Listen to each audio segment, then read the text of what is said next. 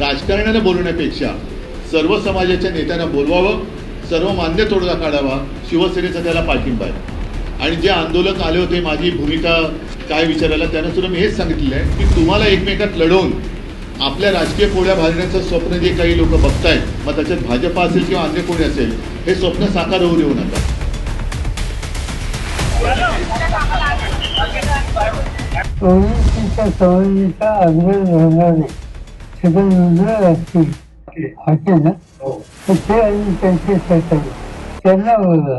आणि आमच्यासारख्या लोकांची काही उत्सुकता असेल तर त्यांनाही बोलला आणि याच्यातून एक अपेक्षा करायला सामूहिक आपण प्रयत्न करू।